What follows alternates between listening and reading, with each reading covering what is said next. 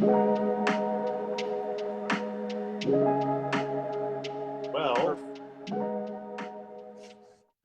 we're here. So, the topic of tonight is movies that we love that everyone else hates. And can you hear me okay? Yeah, no, you sound fine. Excellent.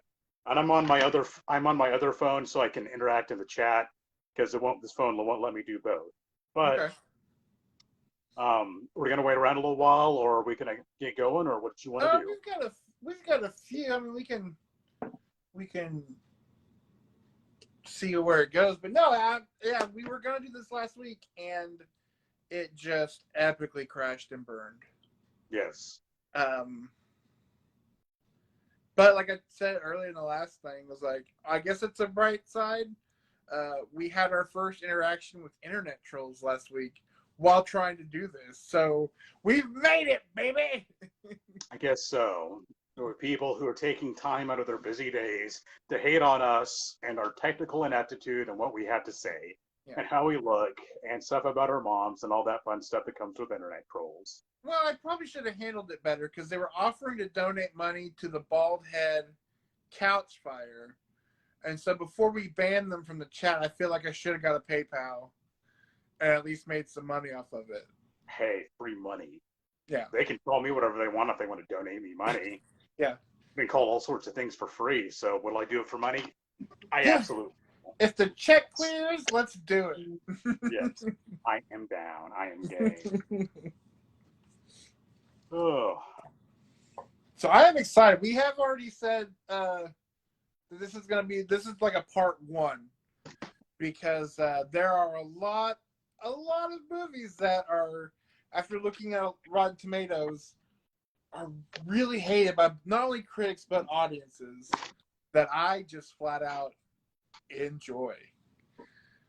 So it's gonna be. This will be like a running series, not like back to back to back, but every once in a while we'll pepper one of these in. Whenever we want to, destroy our cred as people who watch films and critique them, but that's all right. So for my standard for what's considered to be a hated movie, I went off general reputation and Rotten Tomatoes score. Yeah. If the critic score was below 50%, and especially if the audience score was below 60, I consider that properly hated enough to go on this list. I have figured out over the years, I have a lot of these takes of movies that I thoroughly enjoyed, and there's been many I've gone to see. It's like, oh man, that's going to be a really popular movie. And it's not, and people generally hate it, but oh well, what you going to do? Yeah. And I will say, I will put this out publicly. When we were in high school, we watched a lot of bad movies. And unfortunately, a lot of those movies were kind of thrown at Nick as the scapegoat for them. Yes, that's true. None of these movies are on this list. But there are a lot of those movies that I now absolutely adore. I tried to not go for things that are necessarily like so bad they're good cult classics, but movies I enjoyed more for what they were that I think should be enjoyed for what they are, what they're trying to accomplish. Because some of those movies on my list, okay, most of them, they aren't high art. They're not super high class movies, but I think they got a bad rap, and some of them it's just, why can't, I think people should enjoy things for what they are. If you don't like it, that's fine. It's all subjective. But one in particular on this list has got, I think, an absurd amount of hate. And I think it's one of the most faithful representations of the source material. No, I would say it's the most faithful representation of the source material put on screen yet. Yeah. And still, I watch it and it's like, oh man, this movie is incredible. Yet, it's bashed everywhere. And I don't get it. Yeah, we were talking about it today when we were driving to Yukon. Because I don't like the term, whether it's in movies or music, I don't like the term guilty pleasure. And I don't know who gave it this term. And so since I don't know who said it, I'm stealing it blindly and taking it as my own. But they don't call it guilty pleasures. It's comfort. They're comfort films. And they're just movies that you've seen it 100 times. Maybe it has, with some of these movies, and I'm sure we'll talk about each one, like why they are something that you enjoy. It's something that whatever part of your history with this particular set of films, there's just something there that no matter who tells you, that movie sucks, you're like, well, I kind of love it, and here's why.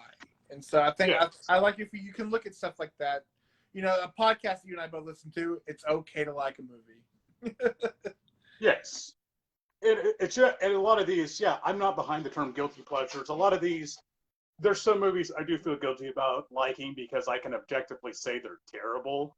Yeah. But you like what you like. And if you can find fun and enjoyment out of a lot of these movies we're going to talk about, I think that's really what matters. But there's going to be, I know you and I have through our lives been considered movie guys, and there's going to be a lot of these that are just, people are going to be baffled as to why we like them so much, but that's okay. Having said all that, I negate it immediately because there is one more movie on my list that is pure 100% a guilty pleasure, because I do feel guilty having enjoyed it as much as I did. And you're just like, oh no, people can't know, but they're going to know because that's what we're going to talk about. Yeah. I've got some sequels. I've got some remakes. I've got 3 comedies. Ooh. That's the thing. I could have done just pure action movies on this list, but that's why this is going to be a multiple, have multiple iterations of multiple segments of this, because there are, my papers that I wrote out for this list, I crossed things out and wrote things in and crossed them out. I went back and forth, but they're all things that are going to show up on a future list. Oh yeah. Whittling this down, like I already have like a notepad list on my phone of movies that did make this list. That's another few long. So we want to start? We think we've killed enough time before we get into this? I think so. I think we should get going. I'm just I'm pulling up the Rotten Tomatoes on every phone because I'm wanting to give what the score is on it. Yes. So, but I'll go ahead and let you start, and we'll get this going. Well, we're going to start off with a doozy. First up, my number 10, with a Rotten Tomato score of 11%. Yikes. And an audience score of 32%. It is End of Days. So, if you're young enough to not remember, 1999 was a big year of the devil destroying the world because of Y2K. There was Stigmata, Bless the Child, and End of Days were the big ones. And of those 3, only one of them has Arnold Schwarzenegger fist fight the devil. And he plays a character named Jericho, and he's rappelling out of helicopters. You have Gabriel Byrne as the devil. He's a really good devil, I must say. He is. He pees fire and he gropes women. He's terrible. To Limp Bizkit music. This movie's atrocious, and I love it. It's the best of these. The devil is coming in the new year 2000. This movie's awesome, and again, it ends with Arnold Schwarzenegger at the height of Arnold Schwarzenegger. He fist fights the devil. So how can you not love End of Days? I love that part in the apartment where he tells the devil that compared to him, he's a choir boy. I love that line. Yes. Saying that to Satan. Or the gross concoction he makes at the beginning of the movie with all the Chinese food and pizza and beer and just blends it all together. Yeah. It's like he's got that stereotypical grizzled cop pad with this nasty apartment with old Chinese food boxes hanging out in it. He has a terrible haircut. He does. Isn't Udo Kier in that movie? Yeah, he's like Satan's high priest at this hospital, who he immediately is like, "Hey, Satan, welcome to Earth," and he's like, "Cool, is that your family?" That's where it's like, wow, that escalated real quickly. It's like I kind of knew what you signed up for when you literally made a deal with the epitome of all evil, Satan. So, I think it's like supernatural action movie from the 90s. And there were several that did various twists on the action genre. Yeah. It's about the most absurd among them. It's so ridiculous. The dialogue, everything. It is just chock full of stereotypes. The one thing you can't say is it's not a fun movie because it's a really fun movie. Mhm. I mean, Arnold Schwarzenegger is fighting the devil. Yeah. It was like he did Sign me this and up. then became governor. It's bizarre. I mean, if your candidate fist fought the devil, would you vote? I vote for him. I'm like, he fought the devil? Yes, please. He's gonna handle taxes like that. How much more of a good guy can you get? Come on. Right? Well, I'll start at number 10 on my list, and I am going to fully admit that for this particular director, I'm an apologist for him because I think he was loved in the beginning, but has gone on and been more and more hated, which I think he's got a bad rap. Not to say he hasn't made a dud or two, but I've generally enjoyed all of his movies. This one to me has baffled me the most for all the hate it gets, and that's Lady in the Water from 2006, directed by M. Night Shyamalan. I went to see this in the theater when I lived over on the west side of Washington. I loved it. I loved the setting. So basically the plot is there's this cute little apartment complex. It's this little community. And one night the apartment complex manager, played by Paul Giamatti, finds a woman in its pool who is a mythical creature. She's like I think a fairy or no, a water sprite. And he has to help her return home with the aid of the other various weirdos, and they are really weird in the apartment complex, and framing it as they're trying to basically live out a story while this creature played by Dallas Howard, who's just she just looks like a regular woman, is being hunted by these grass wolves called scrunts. I'm not saying it is a movie. It is, but I think it's got a really beautiful setting. I love the stage design of the apartment complex. I love the story. I love the ending. I think it's actually got really good acting in it. Paul Giamatti is the leading man, and he's great in pretty much everything he does. And it's not predictable in where it's going. I think this movie came out at the point where everyone was already like F. M. Night Shyamalan and he makes garbage, but I never quite got the hate for this, and because it is very hated. Let's see if I can pull up the Rotten Tomatoes score on this. 25% critics and 49% audience score. Not well loved. And it's one of those movies, I thoroughly enjoyed it. And I think it's one that it warrants a revisit. I know there's a lot of criticism towards it for basically M. Night Shyamalan writing himself out to be God in the story, and that kind of is true, but I think that's too harsh. I like the way M. Night Shyamalan writes. There's not well, there is a twist in it, but it's not like the Sixth Sense level of twist. But now it's funny because I know people have gone back and said it's like, oh, not only were those movies bad, but like The Sixth Sense and Unbreakable were bad, which is just garbage. Those are great movies.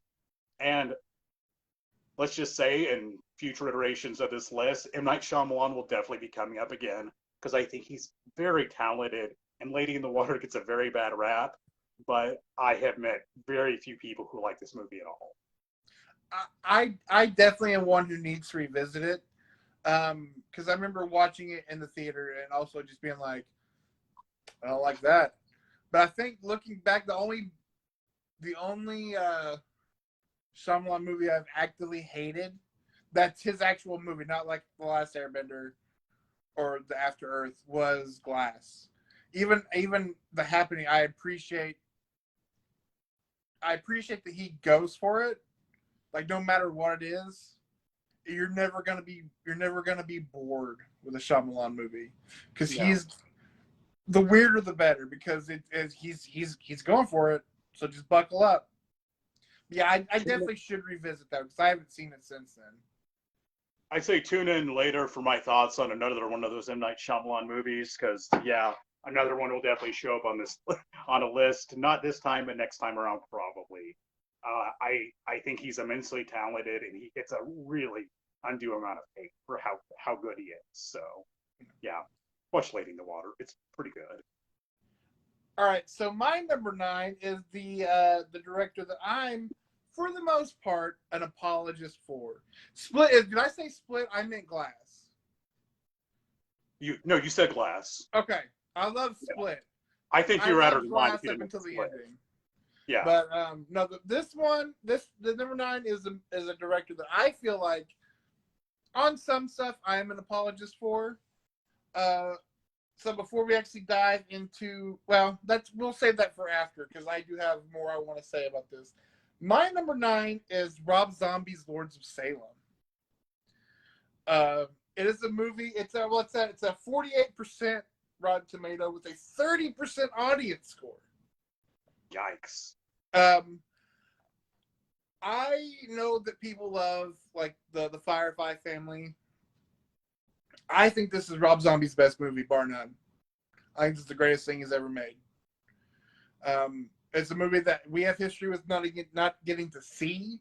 Yeah. When I finally did see it, it's the only time I've ever felt Rob Zombie's. We ditched the hellbilly, and we went for mood and genuine unease, and I think this movie captures it. I know the moniker of him casting his wife, but I think she's good in this movie. And to me, this is the only movie that he's made before or since with the old actors and actresses that isn't just like he uses these old actors and actresses appropriately with like Meg Foster or Dee Wallace or Judy Gleason. Instead of just being like, hey, you remember that guy from the 70s? Well, look right over here. I do think this is his best movie. I love this movie. And to even double down on a hot take, which we can talk about later, I'm the one person still kind of looking forward to the Monsters movie. But I have my own thoughts on that. I can tell by your scowl, I understand. We'll talk about that at the end. That'll be in the post show, why I am so excited for the Monsters. But no, I think Lords of Salem, above, everybody talks about, again, zombies, fire, Devil's Rejects, which is great for what it is. But I think overall, this is his best film as a storyteller and not trying to be, didn't you love the 70s? Did you like, Mark and the Devil? Because that's what we're doing, just making it gross. He's trying to be horror Quentin Tarantino. And yeah, I think this is the one time he stepped out of that, and it was great. And unfortunately, apparently not even as much as the critics, his own audience was like, no, more of the hellbilly stuff. I want the hellbilly stuff. And so you get movies like 31 or the 3 from Hell, which is unwatchable. But I love Lords of Salem. I watched Lords of Salem with a gun to my head. I couldn't tell you anything about it. I don't just, it is one of those, it's a blank spot in my memory. I've always loved Rob Zombie's music and I still enjoy it, but I remember how hyped House of a Thousand Corpses was. Then we watched it and I just said, it's the Texas Chainsaw Massacre. It's just a remake of the Texas Chainsaw Massacre and not a particularly good one. And I thought it was like a blatant ripoff. Yeah. Not even a good homage, just a straight up ripoff. I've liked one Rob Zombie movie, and that's The Devil's Rejects. Everything else I've seen, I haven't liked. Admittedly, I haven't seen all of them. Halloween 2, I think, is the worst thing I've seen that he's done. Because Lords of Salem, I would say this, it's inoffensive. Halloween 2, it's like, really? And yeah, my scowl. I low-key love Halloween 2. It's on this list, but it was for a brief moment. Wow, I don't know how to take that. I grew up watching the Munsters, and I love the Munsters, and I am royally pissed after seeing the trailer. That's what we're getting. Well, I will say this. That is the worst trailer ever in the history of trailer. Like, people hated the Ghostbusters 2016 trailer. No, that Munsters trailer was atrocious. But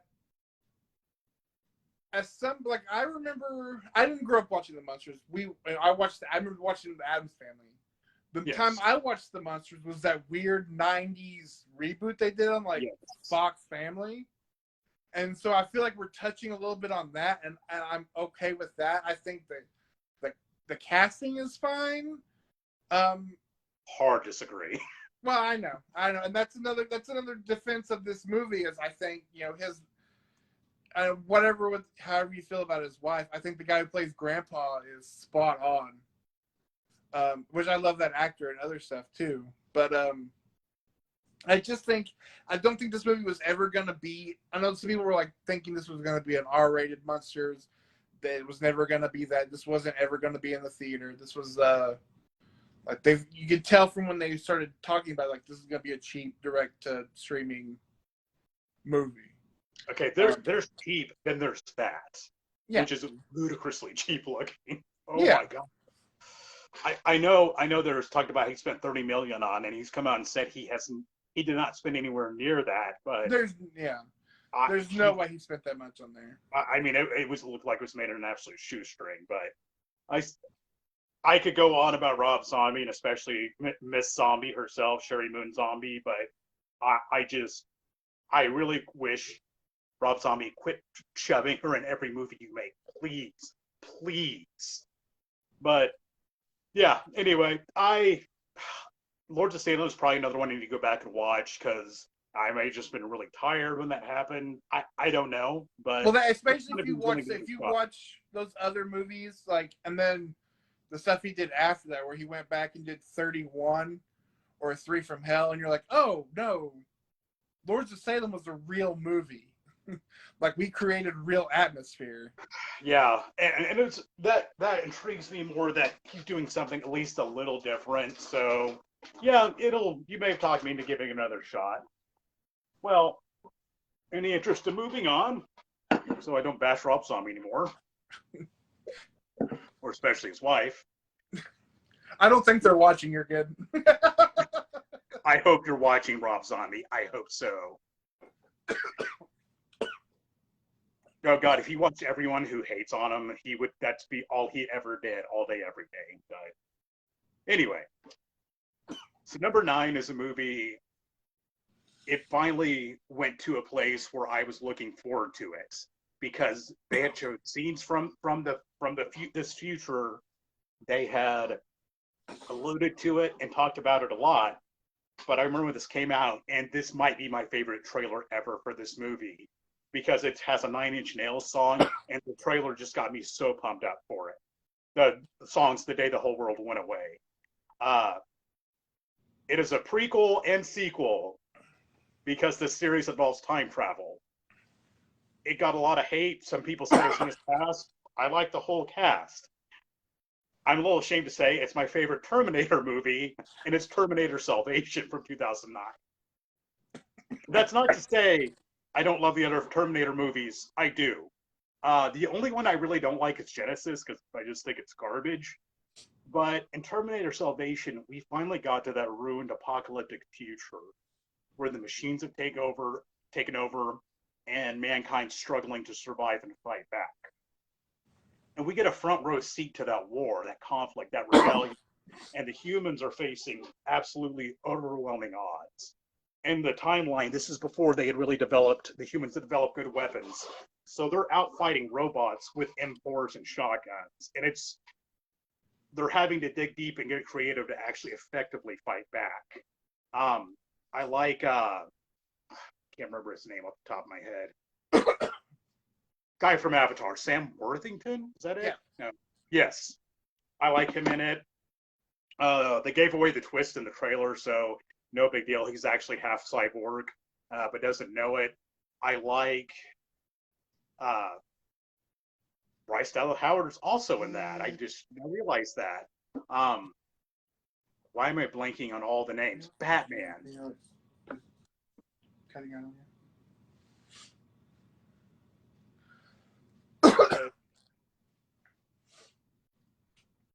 Oh, by the way, it got a 33% critic score and a 53% audience score. It was hated.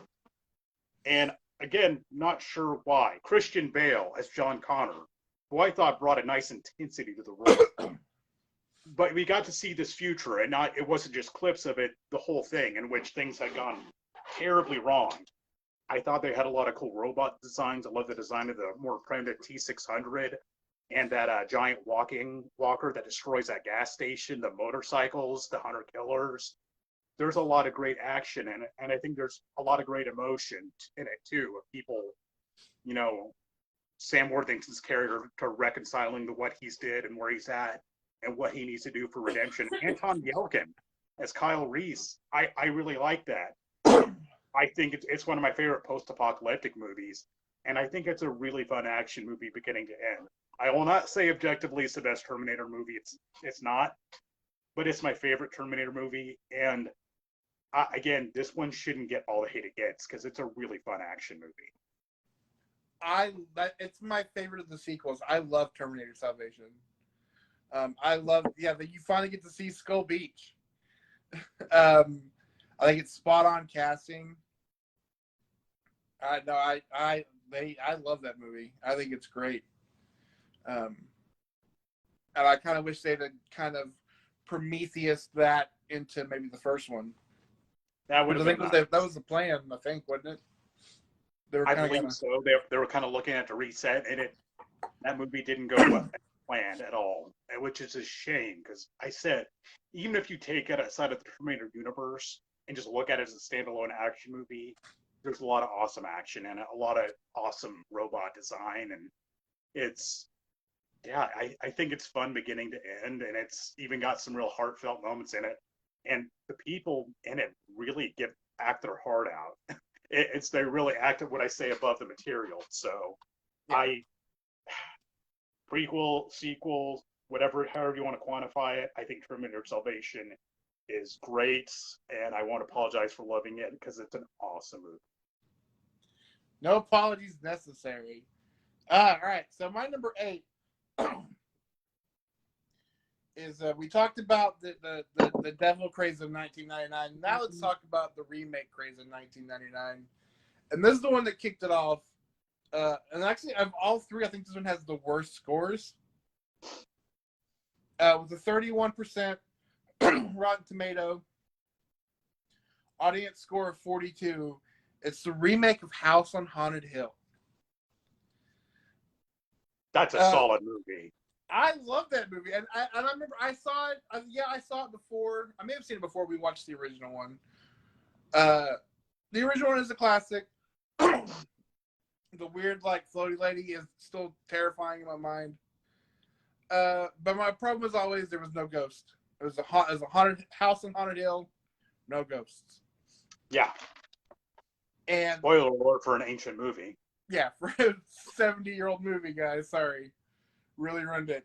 But I think I love William Malone. That movie that probably could have made this list in Fear.com. I like his way of doing ghosts. I can't watch it in the house because it terrifies Amber. I don't like it. But the quick spinny head stuff he does.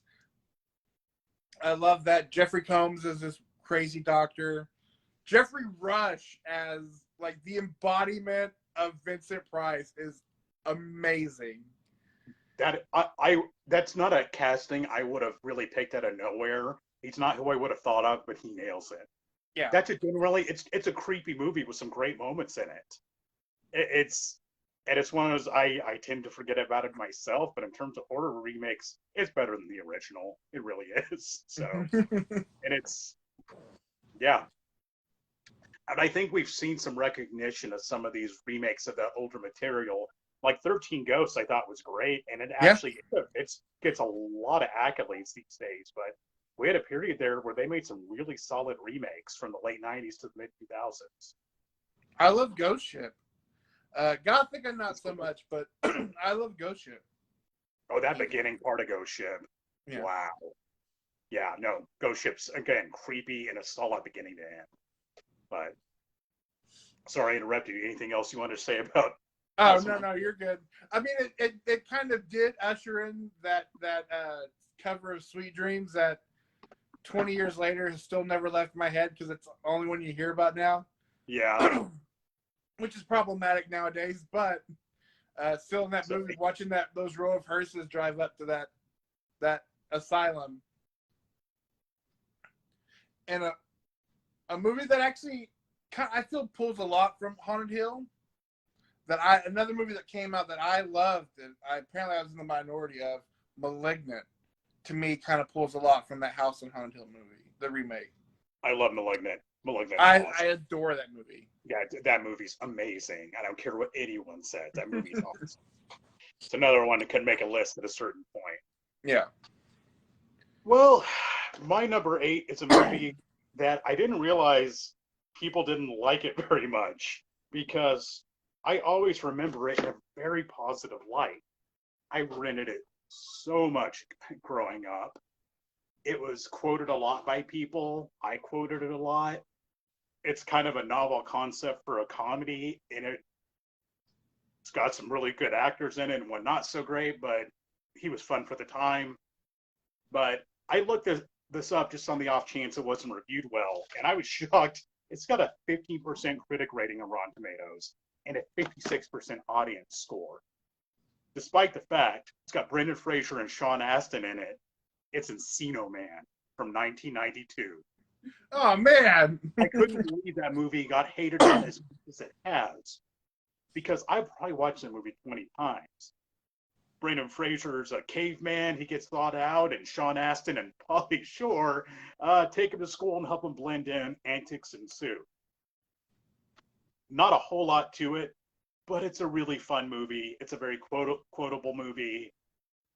Wheezing the juice.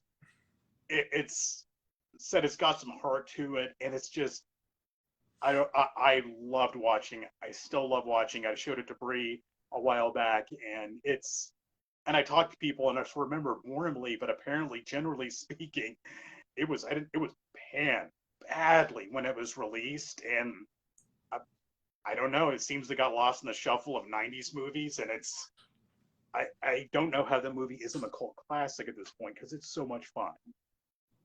Yeah, I haven't seen that movie forever, but I think part of the hate came, like Logan said, and here's a free hot take for you. I don't mind Pauly Shore in most things. The later films got very not great. Yeah. I know one of Amber's favorite movies, and one that I've seen a million times and love, is Son-in-Law. But I think maybe that the anti-Pauly Shore wave kind of pulled that movie up. Because I think he did that. Was that before or after Biodome? Because Biodome was before. Was it before? Okay. Yeah, So but I think Biodome was 94, 95. That was kind of at the tail end of his time on top. Yeah. But it was like Biodome and then the Army Now, and he kind of people had enough of Pauly Shore. So yeah. But no, I need to rewatch it. But I remember, always loving that movie. Of all the I would figure that would be, of all of his movies, would kind of be like, maybe, I mean, we're not talking like a 90%, but like that, I feel like that would be like a passing grade for Encino Man. Yeah. I just, it's another one. I appreciate the movie for what it is. It's a fun, campy 90s comedy, but it is, Brandon Fraser had a knack for physical comedy, probably still does. And I love 90s Brendan Fraser, and I love Sean Astin. He plays the straight man, kind of dorky guy perfectly well and about everything. I've got to go say something to Bree real quick. I'll be right back. Yeah, I'll get to some comments here. No, he did not tell me about you rented Nicolas Cage in Vegas. That's awesome. Was he still wearing that weird makeup? He's doing like a Renfield. He's playing Dracula in some movie called Renfield.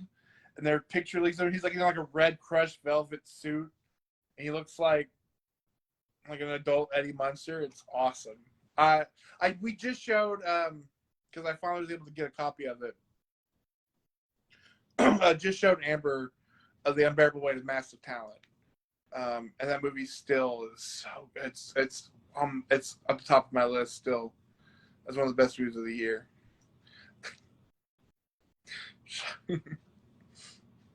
Was he buying weird stuff? Or was he just like hanging out in the lobby of a Sephora? That's probably what you're going for. You don't want to be that one weird guy. You're just gonna be cool, man. When I was working for Love's, in Eric, Oklahoma, of all places, the middle of nowhere, the last Love's in Oklahoma, there was one day where I was ringing a guy up, and I just kind of caught him at the corner of my eye, and it was Judd Reinhold.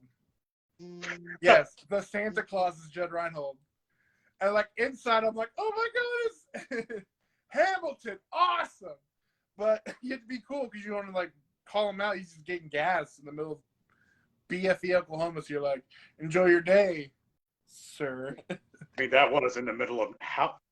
It's kind of like how did he wind up there of all places? Because Eric really was the middle of nowhere. Yeah, it's the last gas station in Oklahoma on I-40.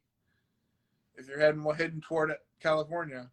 Yeah. There was like a weird like seeing him and like he knew I knew who he was. And so he had that moment of like, you're gonna call me out, and I'm like, no man, you're cool. Like you weenie whistle on out of here, buddy. I got you. That's I ran into that a few times where I just didn't want to bother people. But a lot of times, it's like Logan was talking about running into Nicolas Cage. I was at work and I got a text and it was Logan and a picture of Logan and Nicolas Cage. Like, yes, ran a Nicolas Cage in Las Vegas. It's like, that's awesome. I know. I asked him, like, was he buying like a diamond encrusted coffin or just like standing outside of Sephora? Like, what was he shopping for? You could anything. Yeah. Let your imagination go wild. Who knows? But random celebrity encounters. Like the time I met Stevie Nicks in the hospital, but that's a story for another day. All right, I think we're on to number 7 with you. Yes. All right. So, this is a hot take. Not only that, but it's a hot take that's relevant to an upcoming review coming out. With a 30% audience, or 30% Rotten Tomatoes and a 44% audience score, it's Predator 2. I was not aware that people hated Predator 2, and it's one of those movies. It's kind of like Ghostbusters 2, where I saw Predator 2 a lot more before ever seeing the first one. It's just the way things fell. I know you and I watched it a bunch. Yes, we did. Here's the hottest take of all. I like Predator 2 more than Predator. Likewise. Yeah. That's something I found out too. Was talking to some of my friends, like some of my older friends who had watched it when it first came out, and same. It is trashed by people and by Predator fans. I don't get it. I love the original Predator, but I think 2 just does it better. Me and my dad watched that on cable all the time because back in the 90s, that was on constantly. It's a cool movie. I love the urban setting. Danny Glover, who's too old for this shit, fighting a predator, and Gary Busey. Oh yes. Lions and tigers and bears. Oh my. And that ending fight that just across the buildings, and I think it's awesome beginning to end. Starts out, it just goes right into 5th gear when you have that shootout at the beginning and where they're fighting that cartel, and it's just here's the thing, if you enjoy Predator, I don't get why you wouldn't like Predator 2. Yeah. I don't understand that of why, because Predator's great. I think Predator 2 just did everything a little better, and it's fun. It's not quite as campy as Predator 1, but no, that's okay. Sorry, go ahead. But it's a Predator movie, and it pushes all the right buttons. That's another one. There was another one in that franchise that I was thinking about putting on my list. Will probably show up in the future, but how can you not like Predator 2? It's Bill Paxton's in it. It's got a lot of great actors in it, and everyone's just looks like they're having a lot of fun while in the movie. So yeah, I love Predator 2. And again, I'm with you. I don't get the hate, not at all. And there's only a few instances where you can watch a major motion picture as a small child or a young child. This was what, 1990? So yeah, Yes. a very small child. And to hear an adult man call a giant space monster a pussy face. Like, Great lines like that. That movie yeah. is full of them. But I said the battle across the rooftops, the scene in the subway, yeah, it's chock full of great scenes, and it's gory and crazy and awesome. So I'm with you. Predator 2, vastly underrated, and it's due for a revisit. Managed to talk a few people into going back to watching it, and they're like, "Oh, it's not that bad." So no, it's not that bad. It's actually great. But I digress. So I mostly went for movies that people were more aware of, but I wanted to go for a kind of a more diamond in the rough, something that completely flew under the radar and got bashed by critics and audiences alike. I rented this movie from Blockbuster back in late 2009. I was there 2,000 years ago. Anyway, it got a 35% critic score and a 44% audience score. I watched it and thought, that is such a cool concept, and they pulled it off so well. It's Outlander from 2008. With Caviezel? Jim Caviezel. Okay. Jim Caviezel's a human from space and crash lands in Norway or somewhere where the Vikings are in Europe 1,200 years ago or so. And he was carrying a creature on his ship that got loose, and he's there alone and has to figure out how to stop this creature because it'll just ravage all the people in the area, and he's stuck on this planet now. So he helps scavenge some stuff from his ship to forge weapons to fight this thing, and he teams up with a team of Vikings with Ron Perlman? Ron Perlman's a Viking in it, and the creature design is really cool and unique. It's kind of lizard-like, and the Vikings are like, well, it's a dragon, because according to lore, that's kind of what a dragon would look like. It's got some cool action. I like the setting. The cinematography's great. They have some great set pieces, and I like they put a lot of detail in it as for, realistically how somebody from space would handle coming to a Iron Age civilization like that. Like how they explain how he would learn their language and whatnot. And the weapons they make are just super badass.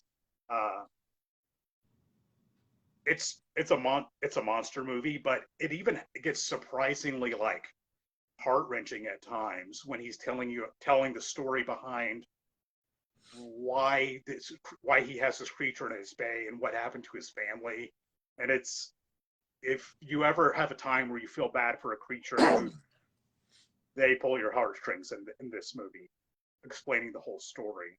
It's kind of tragic, but it's really action-packed and awesome, and I think it deserves another look. It's like a sci-fi period piece, and I think it did everything really well. I need to watch it. I remember that cover. I don't think I ever pulled the trigger on it, though. Mostly because I was kind of confused with the 13th Warrior, which was kind of boring. And so I was like, you fooled me once. But yeah, I'll definitely have to rewatch that or watch it, because I don't think I've ever watched it. It's great. It's not like an Academy Award winning movie, but it combines two genres really well.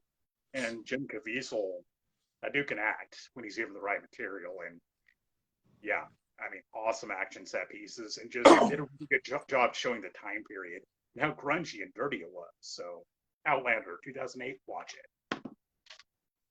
It's I shouldn't say boring, sir. I apologize, Logan. It's not boring. It's just to me it's horribly miscast, but then also it just feels like there's a huge chunk of that movie where nothing's happening.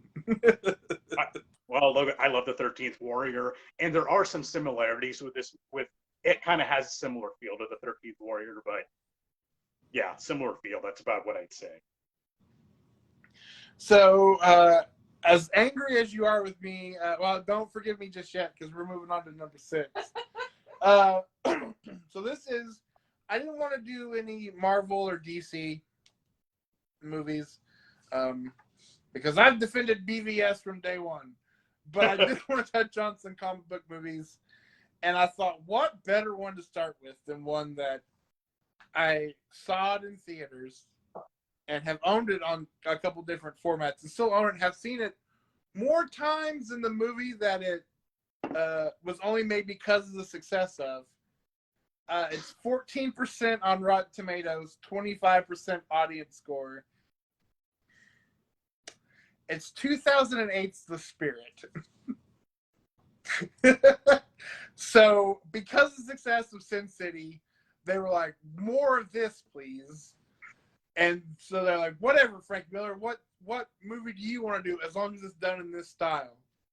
And he was like, I don't know, a comic book from the 40s that would never fit in the style at all. And they were like, perfect. Make it goofy. But no, it's a movie I think at this point I've seen more times than Sin City. I know it is bad, but I love Gabriel Matched in it. I think he does fine as this character. The monologues he gives when he like talks about his love for the city are well written. It is shocking to see Samuel L. Jackson wearing Nazi garb. Yeah. But it's so over the top. It's just ridiculous. And so it's just one of those movies where if it's on, like it's not one that I watch all the time, but if it's on, whatever, we got to stop because I'm going to have to watch it. And yeah, it is terrible. Absolutely terrible. But it's just one of those movies that, for whatever reason, it fell in line with, watch. I'm looking at it right now on my shelf, and I'm like, yeah, I probably should be watching. It's been probably 5 or 6 years since I watched it. But yeah, it's not good. It's downright terrible, but I do enjoy it. I love Sin City. Some people say it doesn't age well. I even like the Sin City sequel that you and I went to see. Yeah. That was way after its expiration date, but I still enjoyed it. I went to see The Spirit in the theaters, and I just kind of was baffled as to what they were going for with any of that. But yeah, it's shocking, like seeing Samuel L. Jackson dressed up as a Nazi. But I don't know. To me, it didn't work. But I also haven't seen it. I haven't seen it in like 13, 14 years. So I don't know. But hey, you enjoy what you enjoy. I'm not going to judge you. That's a lie. We're all going to judge you. I know, it's fine. Every day. So, my number 6 is a remake. It is a remake of a Korean movie.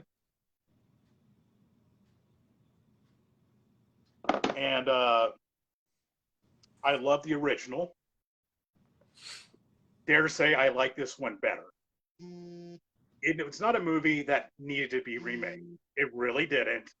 But I like that the director really went and did something different, where he made the movie feel different.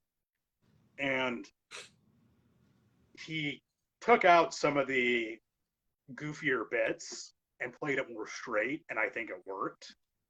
I wasn't expecting to like it, but it's got a 39% critic score and a 37% audience score. I would say most of that's probably due to how much the originals loved. And it's Old Boy from 2013, directed by Spike Lee. I love Old Boy, the original. I'm not going to give anything away for the plot, but it's got some shocking moments and some crazy moments. There's one particular crazy moment that Spike Lee left out. But, guy gets snatched up and thrown in a private prison, then released a couple decades later, and he has to figure out the mystery, what happened to him. And the 2013 version, he's played by Josh Brolin. That dude plays gritty characters just so well. I love Josh Brolin. I just watched No Country for Old Men and just reminded just how talented that guy is. And Spike Lee, love him or hate him, he's a very talented director and he's got a great eye. He shoots some of the scenes are shot. One of the fight scenes in particular is shot so incredibly well. And he said he really departed and did something different from the original for the fight scenes. Samuel L. Jackson's also in it, looking super weird as the jailer. It got bashed, and I said I think it's probably because Oh Boy is such a bona fide classic that a lot of people felt was unnecessary. I'd agree it wasn't necessary, but I am the only person I've ever ran into that prefers this one to the original. So, yeah. Old Boy 2013, I love it. I have not. Full discretion, I have not watched it. I love Old Boy. In fact, I think it was the first like foreign movie I was like, Amber, you need to watch this. I should check it out because I love Spike Lee. I've loved almost all his stuff, and I love Brolin. It's just one of those ones. Yeah, like you said, when it came out, I was like, well, there's no need for that. Nobody asked for it. Yeah. Literally no one. And originally, apparently, Will Smith was going to play the main character, which would have been awful casting. But No. yeah, no, that wouldn't have worked at all. I'm glad Spike Lee went a different direction. But I think it's a movie, if you didn't know about the original Old Boy and you watched it, you'd really enjoy for what it is. But comparisons are going to be inevitable. And I said, it just does things quite a bit differently. But I don't think it. I think it's a very well-made movie, and I don't think it deserves the bad rap it gets. So, yeah, that's my take. See, I'm more apt to watch that one than I am say when because there's been talk for years about them doing an American version of The Raid, and that movie is so Eastern and like it's fighting song and all that stuff. I mean, Dread is kind of the American version of The Raid, but like at least with this story, like it makes like it is a story that can kind of translate, between East and West. It does. Yeah. Unlike some other things where you're just like that doesn't work at all. No. Including a movie that was very close to be on this list, but it's not. But we'll talk about it some other time. This movie might get me kicked out of the Movie-Club Emporium. Because I will say I'm super excited this year. I'm kind of programming what we're gonna now that Ashton's into horror. Each Halloween we're doing a big horror push for him and movies to show him for Halloween. And so this year I'm excited to announce he's gonna watch Demon Knight for the first time. Oh, that's which is a great movie. Yes. But a movie that I also really enjoy. Not on the same level, but a movie I do enjoy, despite hating the main character. Not only the main character, but the actor as a person in general. Yep. It's 1996's Bordello of Blood. Yep. I had a feeling you were going to go there. Yeah. And it's not just, vampire movies, which is probably what, 12-year-old Jason would have been like, But I think it's a fun movie. I hate Dennis Miller. Yeah. I think that especially if you watch the behind the scenes making of, there's just this movie was doomed from the start. But the concept is good. You have all the other actors, maybe not Erica Eleniak, but Angie Everhart is great in this. Corey Feldman's great. Chris Sarandon as this over the top Joel Osteen preacher is fantastic in this movie. Yeah, I'm in that poster. I love this movie. Again, it may just be the nostalgic of hey, vampire movies, but I think there's some great effects in it. Maybe not where the mortician guy has the big lady corpse and he's being real weird with it. It doesn't hold up at all, whether in actors or set pieces. But it is if I watch, I'm gonna watch Demon Knight. I'm probably gonna follow it up with Bordello of Blood. I watched it when I was a teenager, and I enjoyed it for the very obvious reasons. And I think the movie would have been a lot better had they had anybody else playing the character. I just think Dennis Miller, he was completely wrong, but they set out to make a really campy movie, and they did, and it's fun. It's one of those I can accept it for what it is, and I think it's very in keeping with the spirit of Tales from the Crypt. Part of it was it was a hard mission to follow up Demon Knight because Demon Knight was so unexpectedly great. I and I've talked to very few people who didn't like that movie. It's just it's really elevated in status.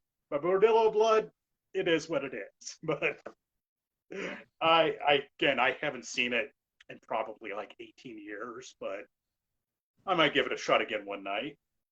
And again, we talked earlier, I can appreciate things for what they are, which is a segue into my next on the list, an action movie I went to go see. I believe it was in 3D in, let's see, 2011. I loved it beginning to end. It was action packed. It was awesome. I heard it described as Black Hawk Down meets Independence Day, which is a fairly good description. It's Battle Los Angeles from 2011, which currently sits at a 37% critic rating and a 48% audience score. And I don't get it because that movie is badass. You have the entire United States military fighting a close quarters battle with aliens. These like shark-like amphibious aliens with crazy body armor. And it's just, you have all these amazing action set pieces. One is like in a backyard where one of the aliens Kool-Aid Man's out of the pool and starts shooting. And you have the subplot of these guys were combat veterans, which speaks to me as a combat veteran and dealing with all the interpersonal issues and the blame going around and trying to reestablish trust. Aaron Eckhart's the team or the squad leader, and he does a great job. I think he adds a lot of emotional depth to the movie, and there are so many awesome action pieces, and it's a lot of America fuck yeah, because you get all these members from the various armed forces working together to try to rescue civilians and fight their way out of the city when they're running into problems at every turn. And it's just, there's heroism and there's just nonstop badass action. I don't get why people can't appreciate this movie for what it is, a big, loud, bombastic action movie, because it's one of my favorite action movies. I'm not ashamed to say that because I think Battle Los Angeles is awesome. I know sometimes it gets lumped in with I can't remember that name, Skyline. And Skyline's a very different movie. It's okay, but Battle Los Angeles it's amazing. I would have loved to have seen another one. Well shot. The battle scenes are just, I keep on gushing over that, are just amazing. I love Battle Los Angeles. I did it. I think I have two examples. One of them is Battle Los Angeles and Skyline, which you're glad you brought up, because I watched them both on the same, like a double feature, and I was like, well, Battle Los Angeles, this movie is awesome. I hated Skyline, and then you're like, but Skyline has like 3 sequels now. And the same thing happened with Despicable Me and Megamind. I watched those back to back. It was like, Megamind is great. I didn't like Despicable Me. Oh, what's that? Minions have taken over the world. Yeah, it's just how do we never get a Megamind sequel? But especially Battle Los Angeles leaves it open for more. And I would love to see more about the ground war between the humans and these like shark-like aliens. The aliens designs are cool. They put a lot of thought into like the alien craft and weaponry, and they put a lot of effort into portraying a situation like that, like a battle realistically, in terms of where you would set up your resources and how you would go about fighting. And whoever their military advisor was for that movie, I think did a really good job. So, man, just enjoy that movie for what it is, an awesome, badass action movie where we fight aliens. So, yeah, that's my take. Yeah, I love that movie. Okay, so we'll hit our second of 2 comic book movies. This one I always did enjoy. It holds a special place now because it's a movie that Amber and I like kind of met each other watching it together at a party. I understand most of the hate for it, because unfortunately, from all accounts, it was Weinstein to death. But with the Rotten Tomatoes score of 11 and an audience score of 40, it's The Crow, City of Angels. Really? I know the idea of, because I love The Crow. The Crow's one of my top 5 movies of all time. And for them to be like, well, we're going to make another one, but how do we do it? I think they, especially after watching the TV show, which is kind of a guilty pleasure, I really like how they kind of just told a different story, but kind of bringing a small character to kind of continue as a sequel. You have Iggy Pop, an early Thomas Jane. It's so weird. Yeah, so apparently, like I said, it was supposedly Weinstein to death. Like, they just cut the crap out of this movie to where it hardly makes sense. But I love it. The contrast of the color palettes between the two movies. I think Vincent Perez is a decent actor in this movie. I mean, to be fair, the other thing I've ever seen him in is Queen of the Damned. But I think he was great as the new iteration of The Crow. I like they tie it to the little girl, which is fine. I love the character of Judah, like this weird, like the religious kingpin of Los Angeles. It's so like mid to late 90s. It's sick. And as much as we all praise that first Crow soundtrack, Crow City of Angels soundtrack kicks ass. It does. You got that Bush, soundtrack. Hole doing a cover of Gold Dust Woman. The Deftones are on it. White Zombie the first one has the Nine Inch Nails cover, Joy Division. But no, like I said, it's one of those movies that holds a sentimental place in my heart. But even before then, I didn't hold it on the same level, but it was up there as far as a decent sequel. I heard the remake. I'm gonna break it down for you, Logan. They've been remaking The Crow since before my kid was born. So it's one of those things, like, when it happens, I'll probably check it out maybe. But until then, I'll believe it when I see it. Never seen Crow City of Angels. I always just figured it was a rehash.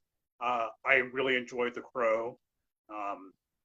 I think it's one of those that actually really lives up to the hype and the reputation. I've never seen any of the Crow properties, not the TV show, not the sequels. I know there's a sequel with Edward Furlong, so hard pass. But I should go back and watch Crow and Crow City of Angels, because if they managed to recapture some of that magic, I'd love to see that, and I really love the visual style that those movies have. So, color me intrigued. Yeah. Although, do check out the show. Mark Dacascos plays Eric Draven, and it's like a weird, almost like an Incredible Hulk buddy cop show, where it's he's just helping the cop. It's supposed to be Ernie Hudson's character, and then once an episode he crows out and they fight bad guys. Okay, now you got me interested.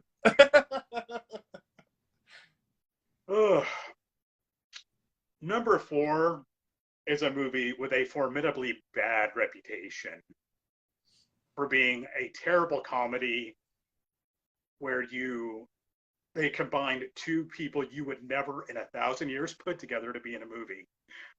Back when I was younger, my mom rented this movie and her and I watched it. My mom and I used to watch a lot of movies together. Here, I'm going to sample some ribs I had in the oven.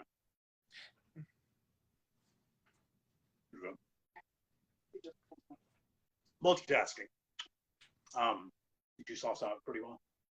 Yeah. That's okay. Excellent job, honey. Anyway, my mom rented it, and it's nothing I would have, when I was 15, would have picked out myself to rent, but I really enjoyed it. And this movie's been ripped on, and it's one of the lesser-known movies on this list. But I think it's just such an incredibly charming romantic comedy that bizarrely somehow works. With a critic score on Tomatoes of 14% and an audience score of 35%, combining the talents of Sylvester Stallone and Dolly Parton. It's 1984's Rhinestone. So Dolly Parton is this character. She works at a club in New York City. I believe it's New York City. He makes a bet with her manager that she can turn anybody into what she calls a rhinestone cowboy, make him a country star. So they go outside, and Sylvester Stallone's a cab driver and catches a glimpse of Dolly Parton and her ample cleavage and crashes his car.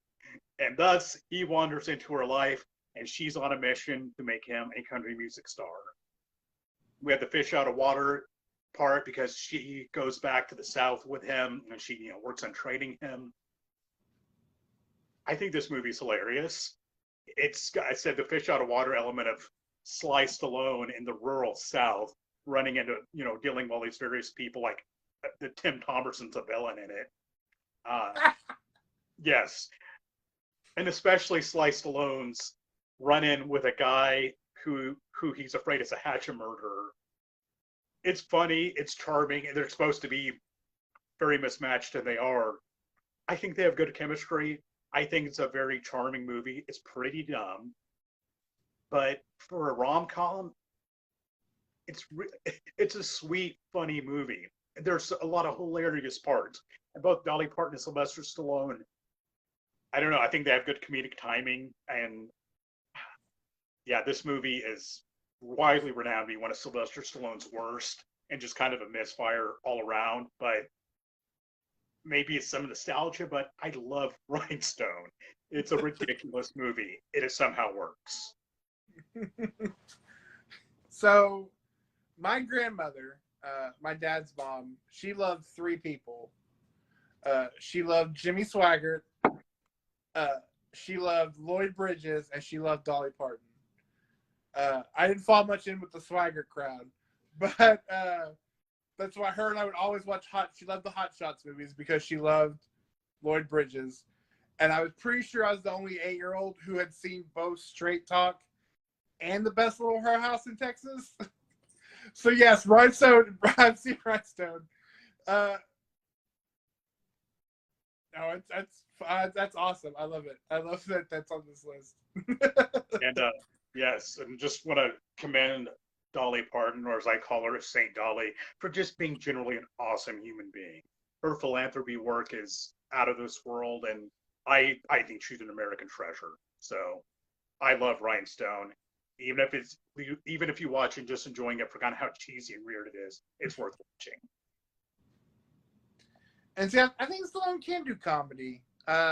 Maybe not so much Stop or My Mom Will Shoot, but I think him and Tango and Cash, he's hilarious in that movie. I think he can, when he wants to, he can do comedy. He can. He's been good on SNL. I've watched some old skits with him in it, and just he's much smarter than he appears, and he's very self-aware. Yeah. So my number 3 isn't so much a remake that nobody asked for. It's a remake that was a director ripping off his own movie years later. It's a movie that you and I have seen way too many times. I have a feeling I know what this is. Well, that doesn't give it away yet. This one will. It has the worst final line of any movie in the history of movies, with a 23% Rotten Tomato and audience score of 24. Sadly, it is John Carpenter's Ghosts of Mars. It's Assault on Precinct 13 in space, and I love it. Yeah, I love this movie. It's 100%. He's just like, that one movie I did? Let's do it. Only this time there's like space monsters. I don't know why the format of that movie, how it unfolds, always reminds me of a survival horror game. We're like, oh, it's really quiet around here. Oh, we find this random guy. Oh, there's a bunch of crazy psycho killers all painted up, screaming around a fire, sacrificing people.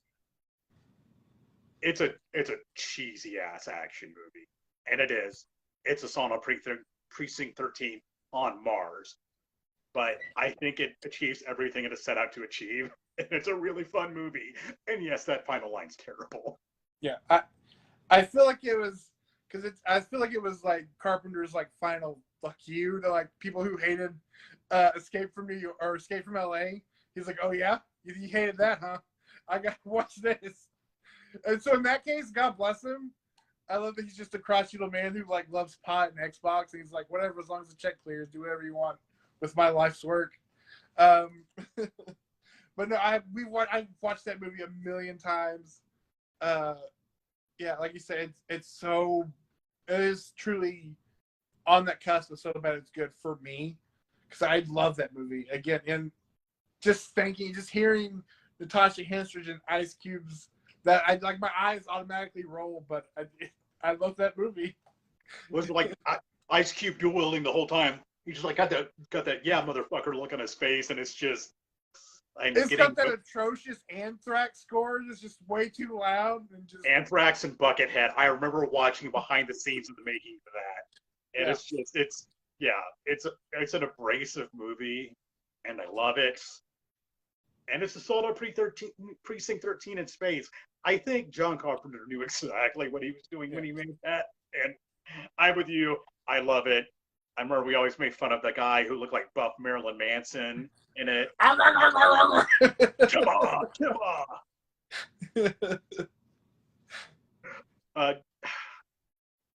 That I could see that became a cult classic at some point. It may be the worst John Carpenter movie, although there's competition for that. And John Carpenter movies will show up on my future list. I have none on this one, but I seriously consider throwing that on this list as well. So my number 3 was. One moment. Shut up. Okay, I found this on. Siri started talking to me. She and Uprising has began. So it was this director's attempt at trying to catch lightning in a bottle again. He had made two movies before this. One was very well received, the other one not as much. But he was trying to make something quirky and outquirk his first 2 movies. I think he achieved that, but this movie is hated. I got a friend of mine started watching it. He got about half an hour in, the tapped out because it's bizarre and weird and gross. I get it. There's some of the humor that might seem juvenile.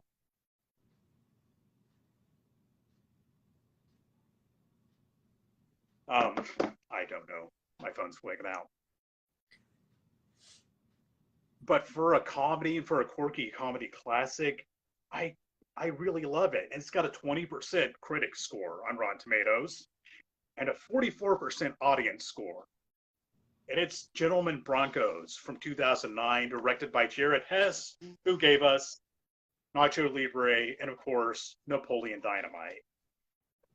It's quirky to the max. It's weird. It's bizarre. It's got all these weird things, all these weird retro set pieces and whatnot. Like the main character lives in this dome house and stuff. And, you know, he's this dorky kid. He gets into a sci-fi fiction writing contest, and a prolific sci-fi author steals his work. That's a very simple breakdown of the plot, but it's just full of really weird, bizarre characters. And it's just, I don't know. I think it's a very sweet, fun movie, and it's one I go back to revisiting a lot. It was hated. It did awful in the movies. It did awful on home video. And I will agree, it's not to everyone's taste, especially where it gets into really weird, where they start showing some scenes from the incredibly bizarre sci-fi novel he's writing called East Wars. Yeah, if you thought Napoleon Dynamite was quirky, this one manages to up the ante considerably. I will never try to talk anyone into believing this is a great movie, but I love Gentlemen Broncos. I really like Jared Hess' style. I also love Napoleon Dynamite and Nacho Libre, but I think this one gets a worse rap than it should. But I get it. It's weird and it's out there. And that movie introduced me to Jermaine Clement, and I'll forever be grateful to it. and then Sam Rockwell with that terrible blonde wig, Broncanus. I love those scenes with Sam Rockwell. They're just it gets so goofy and ridiculous. Jermaine Clementi, he pretty much steals any scene he's in that movie because I love that guy. I think that I don't think Ashton has ever seen Napoleon Dynamite. Napoleon Dynamite was written for me by college kids. Because they also empowered that movie to death when I was in college. We did show him Nacho Libre, which you love, but I think Gentleman Broncos might be his best movie. I think it's my favorite of the three. It's mine too, yes. As much as I love the other two. Yeah. So my number 2 has an amazing 0% Rotten Tomatoes score with a 23% audience score. Now, imagine you are a writer-director who has created, in my opinion, one of the greatest sci-fi action movies of the 1980s. You come back and you're going to do a sequel. Your 2 stars come back to do the sequel. And as you sit down to write that sequel, you negate everything and all the good parts of that first movie. But it's a movie that I've seen more than the original. It was on TV all the time, and I've seen it way more than the original. It's Highlander 2: The Quickening. Oh my God.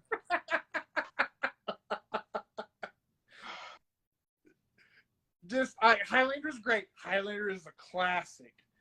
And like the show was like, oh, there's just immortals. And for whatever reason, Russell Mulcahy was like, let's make them aliens. And you have like the grossest, like weird sex scene in that movie between Lambert and Virginia Madsen in that gross, dirty, pee-filled alley. It literally ends, depending on the cut of the movie you watch, it literally ends with "I have to go, my planet needs me." Like, it's so bizarre. But you have Christopher Lambert, like you have Sean Connery just like drunkenly stumbling through this movie. You have Michael Ironside with this sweet skullet and like the worst plan ever. And again, I've seen it probably twice as many times as I've seen the first Highlander movie. It was on all the time, and so I love this movie. Have you ever seen what the Renegade cut? There's that cut that takes out the references to aliens in it, I believe. Yeah. I own it, never watched it. I would say Highlander 2 might be the most baffling sequel ever made to any movie, because I watched the original Highlander with my wife a while back, and if you tell nobody about what's going on in the movie, it is extreme. The first one's extremely confusing because they're like, what's the deal with the lightning in the garage? It's just no context watching it. The first is a very confusing movie until you get towards the end. It's awesome. If you put on Highlander 2 right after it ramps it up so much because like, what, aliens? What? We're in the future? Trying to make any kind of cohesive narrative out of the Highlander movies is pretty much impossible. I've seen them all. They really don't fit together that well. But number 2 really takes this cake as being so incredibly bizarre and out there and just completely altering very core things about the material, the source material. It's a fun movie. And it is one of those. I enjoy it for what it is. It's an absurd sci-fi action movie. It's dumb. It's super dumb. But it's also a lot of fun. And also just Sean Connery as Ramirez just showing up again. You're like, you definitely died in the last one. And the whole movie is about him getting a suit. Like, it's so bizarre. But Logan brings up, the third one, I love the third one too. And I love the Highlander series. Is like, there's like 6 movies of like, oh yeah, the last one here, forget it. Here's the real story. Yeah. There is supposed to be a reboot. I think they're still talking about Henry Cavill playing McLeod, which after The Witcher, that sounds fucking awesome. So I'm down for. I would love that. I adore Henry Cavill. I would love to see that. I saw the Highlander TV show before the movies, and I enjoyed it. Mm-hmm. I love the Highlander TV show. I can't really say any of the movies I've seen were just flat out bad. They're all fun in their own bizarre way. Yeah. The third one I really like. That fourth one where Connor and Duncan MacLeod team up for reasons, and even this Highlander the Source. The Source? Oh yeah. It's weird, but again, I enjoyed it. I'm gonna break away for a minute. I'll be back with my number 2. Yeah. So let's just we're hijacking this as Highlander talk. No, especially like you said, watching Highlander 1, and you're like, okay, it's like they're immortals, okay, and then you watch the second one right after it, and you're like, oh no, the same guy? No, same guy wrote and directed this one too. It's not like a whole new crew came in. They're like, screw that movie. I didn't even like that movie anyway. Here's my take. It's like, no, it was the same guy. He just decided, just did a line and was like, they're aliens now from the past. And I'm going to send them to the future, which is like the 1990s on Earth. And it really has to do with environmental terrorism. Whatever. That's what I finally, like, my greatest Highlander moment came, I think it was last year. We were at my in-laws' house. Like, there's a whole bunch of people there, whole bunch of family. Everybody's out, at the pool, whatever. Everybody comes inside the house because it starts raining or storming or something. And I had control of the TV, and I was like, what's that? Highlander's on. Guess what, everybody in this family? We're watching Highlander. Son, you're going to learn about the Kurgan. Clancy Brown's just awesome as the Kurgan. Man, what an underrated movie villain. He's creepy and unsettling and truly, I mean, he's a big dude. He's intimidating. Although last time I watched it, I was looking at a sword as like, how in the world does that work? Because he like assembled his sword, and it's like the blade segment. It's like, I don't think that would hold up well. Still, it's cool and I want one. I don't care. I would high five Clancy Brown if I met him, and I want to get a replica sword so he can sign it. Because Clancy Brown's awesome, and the Highlander's awesome. Just all of them. They're stupid and ridiculous and awesome. Unapologetically love them. So it's funny you mentioned The Raid earlier, because part of this movie I've heard they compare it to The Raid. It's my only comic movie in this list. I limited it to one. There's a few I'll put on future lists, but I watched and I thought this movie's so damn awesome. I thought it was way better than the previous attempt to bring this character to the big screen. Well, both attempts. I keep on forgetting that was the third time they'd done that movie. It's ridiculous. It's bloody. It's gory. It's action-packed. It's just balls to the wall. It took me back to the early to mid-90s version of this character. Of just slick back hair and absurd. With I don't know how I got away with reading those comic books. With a 29% rating on Rotten Tomatoes and a 42% audience score, I don't get it. What is wrong with you people? Punisher Warzone from 2008. Yes! I don't know what people were expecting from a Punisher movie, but that hit all of it for me. That's what I want from a Punisher movie. It's insane. It's absurd. The Punisher does all sorts of crazy, ultra-violent stuff. They didn't hold back on the gore. They really went for it with the Punisher movie. And I love how the Punisher, Frank Castle in the movie, goes ridiculously overboard killing people, punches that one dude's face completely in. My favorite death is those parkour guys. They're like jumping across the roof, and you see a missile come and blow one of them up midair. It's awesome. It is super fast-paced. It's great. Ray, I can't remember that guy's name. Ray Stevens, I believe it. Plays a great version of Frank Castle, because that was my issue with Thomas Jane and even John Barenthal, who I liked both those movies okay. I don't think either one of them really quite fit the role, because the Punisher is supposed to be this hulking combat vet. It's just really intimidating. And you and I remember we saw John Barenthal at the horror convention. We're like, oh, he's tiny and adorable. So, yes, as much as I enjoyed that Netflix show, this is the quintessential version of the Punisher brought to screen. And that end where he's fighting his way through that building, I've heard it compared to The Raid. I've honestly never seen The Raid, so a lot of cool gun action. It's absurd and gory and ultra violent. It's everything a Punisher movie should be. Not that half-assed Thomas Jane movie, which it's okay, but come on.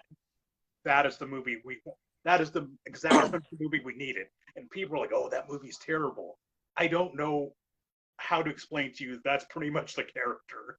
If you look at Punisher Max by Garth Ennis, Punisher War Journal from the 90s, he really captures that. Whoever directed that movie and Ray Stevens really captured that character.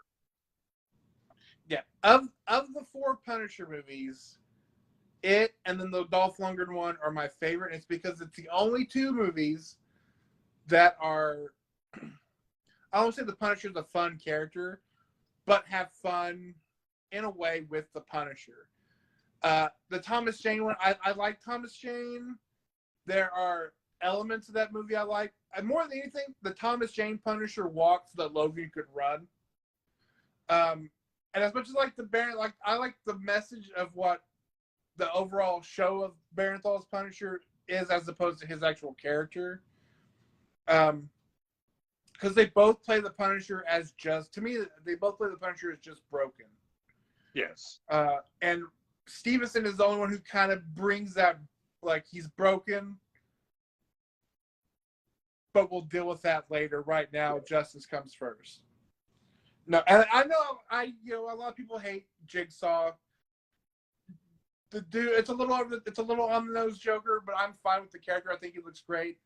His weird little, like, applesauce, like Looney Bin Jim. Doug Hutchinson, like that character the only time where I'm like, I was thinking more of the weird reggae parkour guys, a little less Doug Hutchinson. But other than that, no, that's my favorite Punisher movie. That movie rules. It's awesome, and I don't know. It said it hit it. It captured the Punisher character, and yeah, he's broken, but he's also a stone cold badass who was an absolute machine, and that movie really nailed that. Well, looks like we're down to number 1. Okay.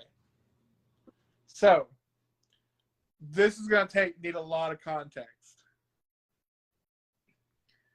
Because this could be what they call a friendship killer. And it's the haunted trailer. No, I'm kidding. So, early on in the Movie-Club Emporium stuff, I used to do a show called The Bench. And on one particular episode, I did 2 episodes back to back and recorded them back to back. So we're talking 6 movies in one day. So the first 3 that I watched were the Human Centipede movies, which I do not recommend doing all 3, especially in one day. Because that's not on this list. So I was like, I just feel gross and disgusting. I'm just gonna, you know what? F it. I'll just do these other 3 movies. And we did these 3 movies. They were suggested as a joke. So this isn't necessarily a movie that I love, but it's a movie that, on top of all of that, I found surprisingly charming. There are parts of it I find relatable. Also, this one doesn't quite fit the criteria.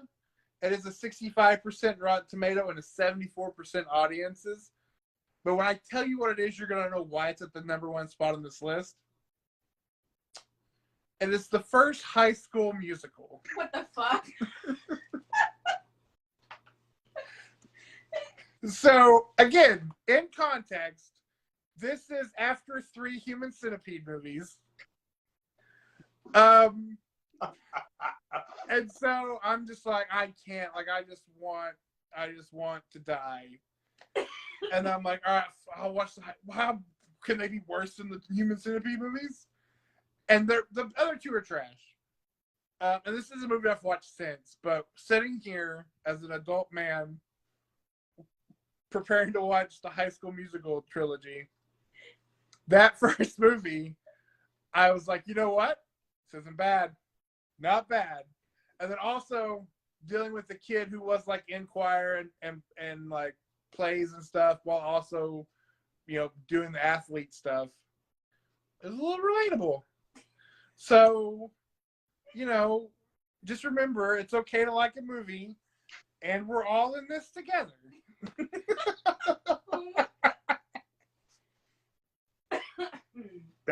I would have never guessed that. That would be on your list. I remember when you did that, Ben. And it was a nice palate cleanser from Human Centipede movies, which is gross garbage. Although I can't wait for the Oneida Club. I'm just kidding. I never want to see that movie. Someday it's coming. It's coming. Tom Six will force it through. Never seen High School Musical. It might be good because I love musicals. Unabashedly, unashamedly.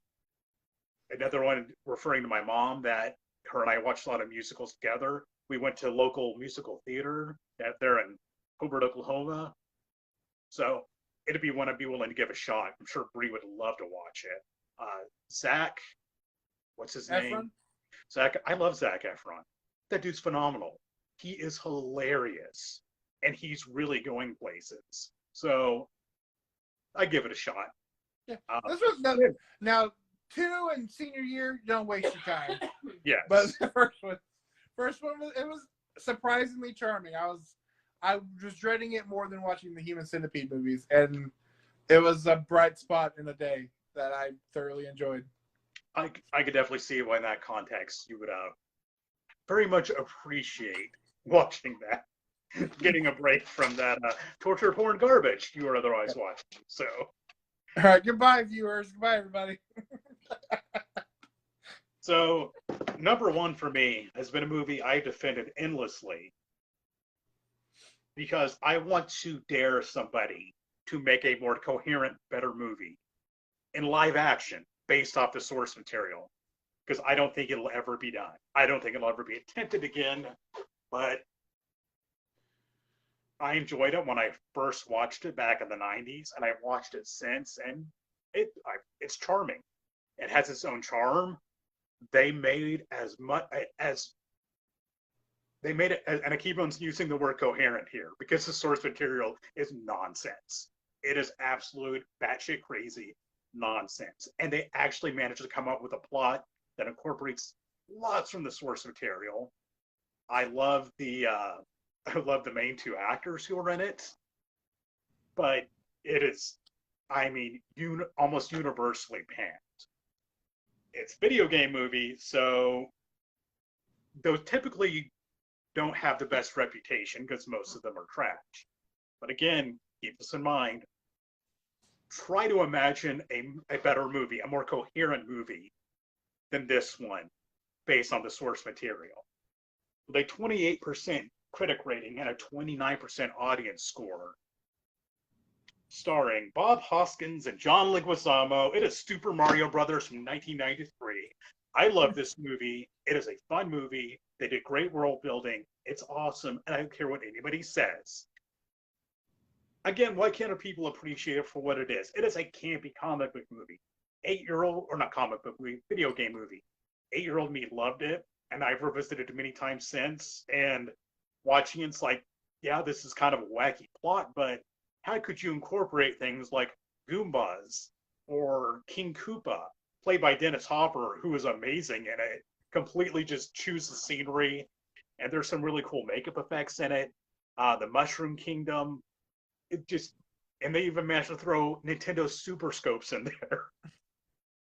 There's all sorts of wackiness from the games, which the Mario Brothers games are incredibly wacky nonsense. Why is a chubby Italian plumber with a mustache in this magical world stomping on turtles? Makes no sense whatsoever. Somebody took that and said, okay, here's a plot that you can at least follow, while throwing in a lot of references to the game. Apparently, I read Bob Hoskins said it was like the worst thing he ever did. Apparently, him and John Leguizamo were drunk like every day on set. The production was apparently just hell on earth, and they had to build that set that kind of looks like something out of Blade Runner. Production didn't sound fun, but I think the end result of the movie was a lot of fun.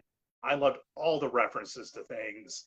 And yes, probably looking at it with some nostalgia goggles because I watched it in the theater when I was a kid, but I love the Super Mario Brothers, and it is so hated, but I enjoy it so much.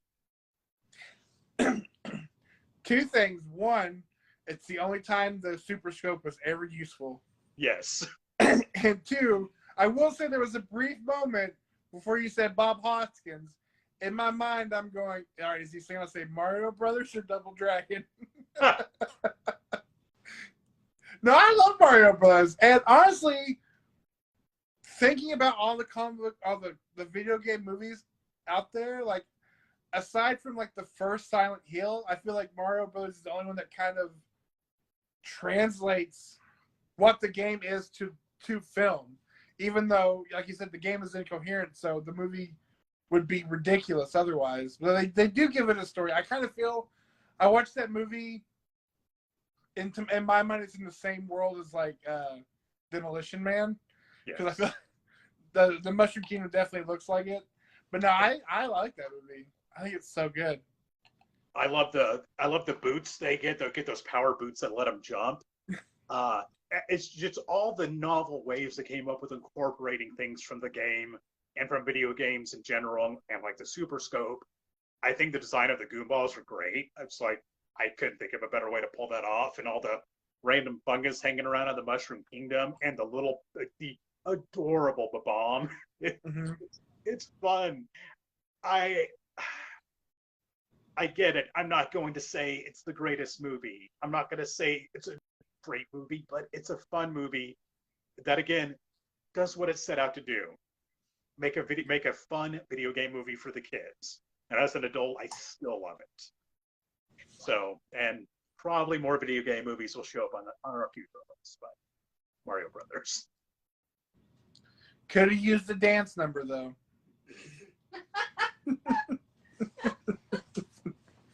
I thought there was one in that movie. I don't know. Are you thinking of the TV show with Albano when he's like, swing your arms from side to side? No, Mario dances with that large black woman in the red. There is a dance, and that's who he gets the boots from. Yeah. I can't remember which character she's supposed to be. Yes, super erotic dance scene there. I love Bob Hoskins, and it's just who else could have played a better Mario? No one. Could anyone play a better Luigi than John Leguizamo? I don't think so. I adore both those two. And a really random cameo by Lance Henriksen. He plays the king of the mushroom system. But trying to say it's like, oh, here's how they wound up in this alternate reality where dinosaurs evolved. Also, the effects with King Koopa when he's getting devolved were really cool and kind of frightening. So, I think I dig it. Their look. I dig it. Dennis Hopper's just wonderful as King Koopa. It's regular Dennis Hopper chewing up the scenery and being over the top, which is exactly. I love Dennis Hopper. Yes.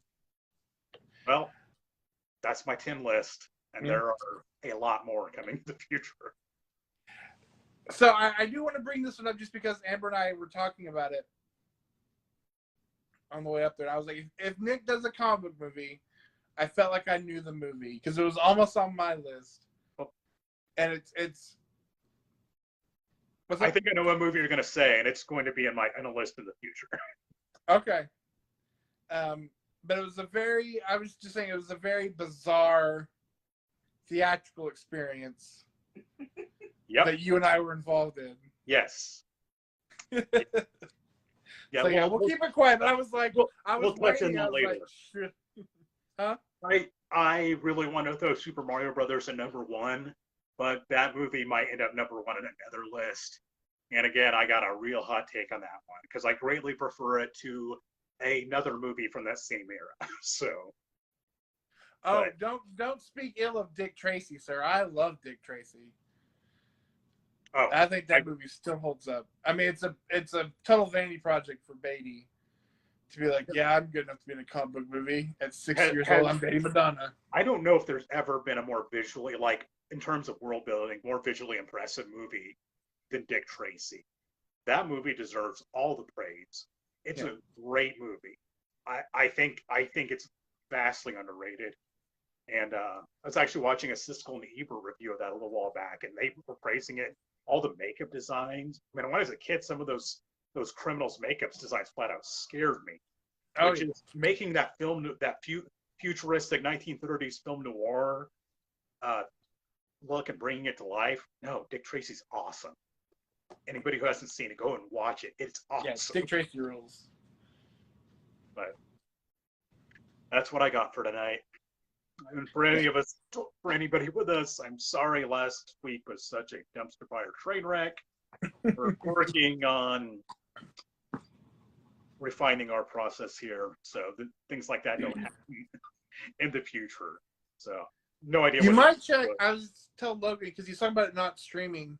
I doubt it's on there, but you might just check on Disney Plus because I think Dick Tracy was a Touchstone movie. I think you're and right. So that was always Disney's like adult label. You know, if it wasn't a Disney movie, it was a Touchstone movie. I have an app on my phone, but I'm look that'll tell me if it's streaming. Amber's looking. We'll let you know because yeah, I still have like my little plush, like hard body doll of Dick Tracy in the yellow coat. Yep. I even think Madonna as, I can't remember her name. I was going to say Balls Mahoney, but that's a wrestler, so no. No, it is not on Disney. It's not on Disney? Okay. That's one I felt it's always due for a massive resurgence. Because one thing I love about movies that are up until about, I'd say around True Lies, kind of where it seemed to start going away, is building all of these awesome sets and having all these practical effects and big budget action movies. And they put such a colossal amount of effort into bringing all these bizarre characters to life in Dick Tracy. I love Warren Beatty as Dick Tracy too. And yeah, the whole cast, Robert De Niro, you know, they managed to rope Robert De Niro and Dennis Hoffman. They managed to rope them into that movie. Yeah. Andy Patinkin, that is a stacked cast and an awesome movie. It's another one like that is The Rocketeer. Like, which I think The Rocketeer is finally getting a little bit of a surge, so people will be like, oh, this movie rules. Why didn't I know about this? I owned that movie growing up. I watched The Rocketeer countless times because it captures that 1930s hero so well. And I keep on hearing rumors of another one coming down the pipe, a remake or a very belated sequel. But that's been rumors for a long time. I doubt it'll happen. Yeah. And who was it that played the villain in that movie? It's Timothy Dalton. Timothy Dalton. Underrated James Bond, too. I love both of his James Bond movies. Mm-hmm. Plays a great, sleazy, Errol Flynn-like actor who is a real-life sleazebag. Cool action set piece. Man, that's such a damn cool movie. Yeah. So, I'm not sure if it's based on anything or any source material. I don't think so. But it seems like something that you've seen on a serial, like a short movie from the 30s or 40s. And it captures that so well. And Jennifer Connelly, I believe, is the love interest. She's just smoking in that movie. Yeah, it's because of that movie. Like when the Joe Johnson, like I understand why they got him to do the first Captain America movie, because I'm like, yeah, well, The Rocketeer is why he got to do the first Captain America movie, the 40s. But The Rocketeer is still a better movie, but that's okay. No, I love. Maybe it'll get its own Disney, you said here, it'll get its own Disney Plus show, or it won't be about him. It'll be about the one gangster guy who was like, "I'm a terrible piece of shit, but I'm American, you Nazi." Wasn't that Paul Sorvino? Yeah. Rest in peace, Paul Sorvino. Yeah. He played an Italian gangster like that dude. Yeah. We might have to come up with a list at some point in the near future about action movies of that era and whatnot too, because the more we talk about it, there are a lot of great ones. But I think those two are the standouts. Yeah. And how did we never get a Rocketeer sequel? Because I mean, jetpacks are impractical and extremely dangerous. I remember the Nazis tried it in World War II, and they just ended up blowing a lot of people up. But I want to believe. I want to believe it can happen. Yeah. So I'm gonna ask you because I did the review on it last week. I'm curious of your thoughts because I didn't see any feedback. I was kind of building up to this, so I covered the movie Virus, which is a guilty pleasure. I love because Virus. I'm a sucker for water horror. But the 2019 Hellboy. I don't think it deserved the hate it got. I like the Ron Perlman versions, both of them better. But thought it was a good Hellboy movie, and I especially thought like some of the creature design was stellar, like Baba Yaga. Damn, she is frightening. It was good. It was just, I wouldn't say it's great, but it got massively panned, and I think it's a fun comic book movie. Yeah, it was. I took Ashton. It was his first like R-rated movie in the theater. We were gonna go watch Hellboy, and see, I don't think he's even seen the Ron Perlman ones yet. And we watched it. He was like, "That was great." I was like, "It was. It was really good." I wanted the third Del Toro movie, but like, if I'm not gonna get it, this is fine enough. I thought the casting was good. I liked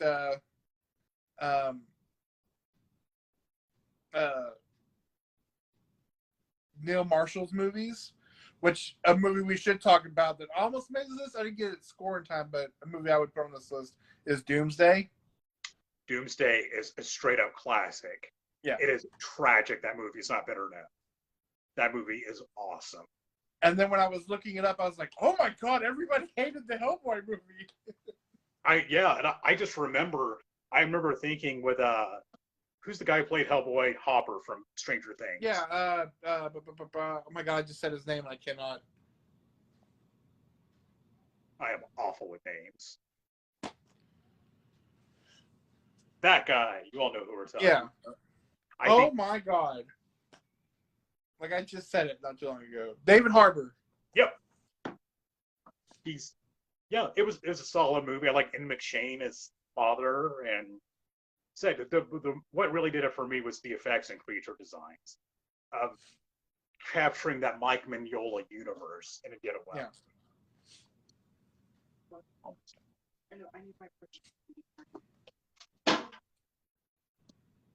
I will say though, my favorite out of them is Hellboy Golden Army.